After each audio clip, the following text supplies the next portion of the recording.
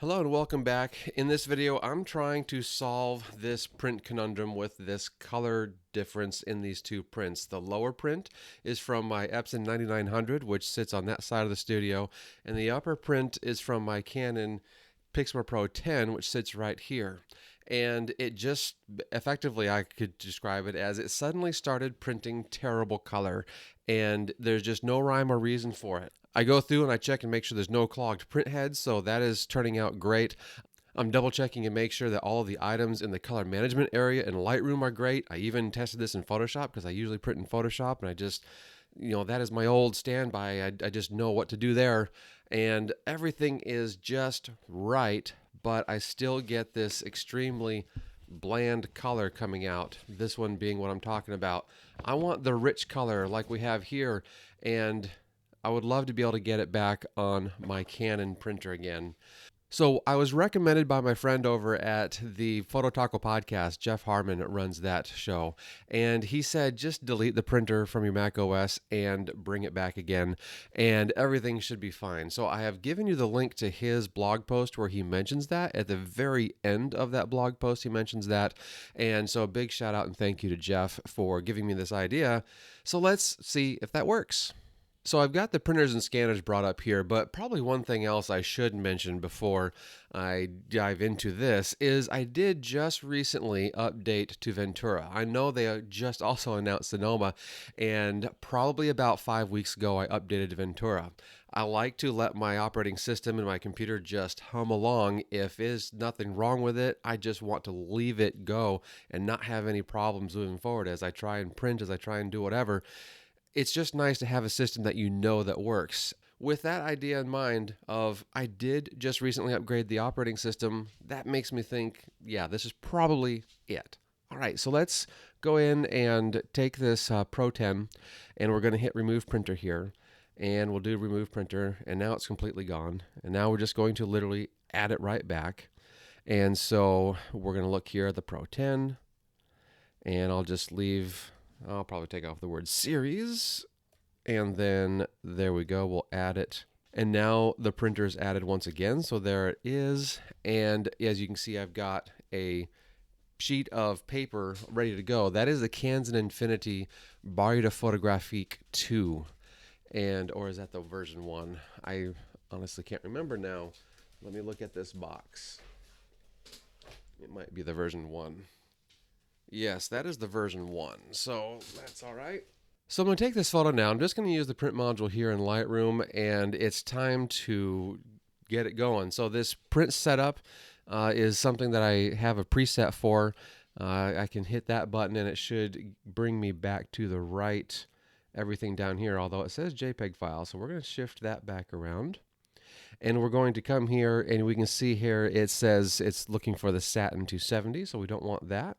We're going to go with a Barre Photographique. So there's the Barre 310. That is it right there. The Pixma Pro 10, Barre 310. And then it wants us to make sure we're using the Photo Paper Plus Semi-Gloss, which is the same media setting as the other one, so I should be fine on that. But let's go verify it just the same. And so I hit the printer button here, and I come down here to Printer Options and Media. And the Photo Paper Plus Semi-Gloss, yep, I'm going to go ahead and leave that on high. And, I see this button here. I'm going to take a quick tangent on that with what happened here on this printer with its current status. And again, another reason why I think this is actually going to be a good fix. And that is I've got this black and white image. It's going to be a little bit difficult, I think, on the video to see the difference in coloration, but I'll just kind of hold these up here. And we'll do what we can to try and get that coloration across in the clouds. And as I expand it a little bit, you can see this top one is a little bit warmer. And when I print a black and white image, I almost never have problems with it actually coming out black and white, especially on this paper.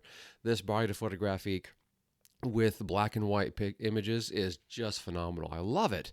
But that slight color change there, where it looks slightly sepia, so to speak, is not what I'm going for. So I did a test where I literally just clicked this button, black and white photo print, and of course it looks great. Because what's happening here is the even though I tell it to have the software do the color management, if I click this button, that basically does an override, and the print driver does the color management and then forces it to go black and white that way. So that turned out really good, and relying on the printer's internals, whatever you want to call it, software-wise, to make that work. All right, so let's go ahead and hit that button. We can take a look here, and if we look at our color matching, this should still, it should be highlighted, but it also should be grayed out, in that we're recognizing that the software is taking care of it. It's grayed out, but it's also on the color sync side of things, which is the operating system and Lightroom working together, things like that. Whereas if we had the Canon color sync active here, that would be bad. Even if it were grayed out, that would still be bad, because we then have a conflict with our settings. So we hit the old print button, and it says it's preparing the print job up here. So it's doing what it does, packaging it up, sending it out to the printer. And I can see that it's active, it's running, so things obviously got set up properly as I hit that button to reactivate the printer and the operating system. And so we'll just wait for it to come out.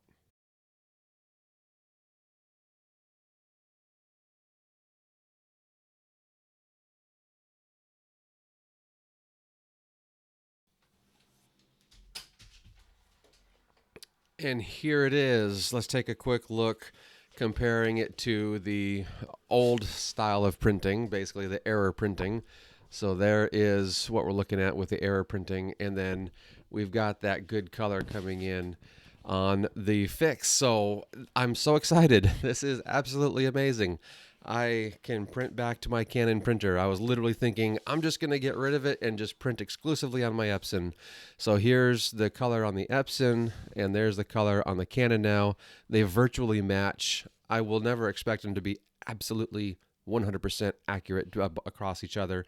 However, it is important to note this is the satin 270 paper, the premium satin that Canon Infinity has. This is the Barre de Photographique, so this is a different surface altogether. So I would expect the coloration just to be slightly different just because of that. So if you're looking at it and analyzing and saying that color's not right, that color's not perfect, as far as I'm concerned, it is close enough, and I can then dial it in and tweak it in as I need to for whatever subtle changes I need to do. And I'm always doing that anyway. That's not a problem. As long as I have the vibrant, the rich values coming through, that is what I need, and that is what I have. And this Barre de Photographique, like I said, it looks amazing on black and white, but it also does really good on most of my color images. And I'm just thrilled to be able to do it again on my Canon, because I've got a boatload of ink on my Canon printer. I would love to be able to retire this someday, but I'm not going to right away because it still works beautifully, and it's so convenient to work, especially when I'm doing these 13x19 prints for my upcoming limited edition monthly releases that I'm going to be doing here very soon. And now that I have this ironed out and figured out, it's going to just work wonderfully, and I'm so excited.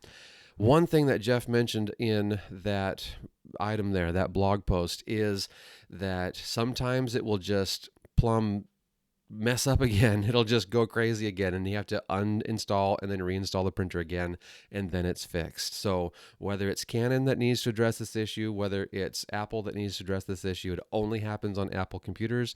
He says it doesn't happen on Windows machines. So Canon, I would not expect them to update this issue, because this happens on both the Pro 100 and now we're seeing the Pro 10 as well. And let's face it, these have been retired for quite a while now. I don't see them updating the software to address any type of this issue. Whereas Apple, who knows what they're going to do with it. So at least we do have a fix. We know what the problem is, and we do have a fix. And that'll be it for today. Thank you so much for joining me and diving into this idea of why is this happening? Why is this bad color coming out? We have the fix, and I'm thrilled. Until next time, God bless and happy shooting.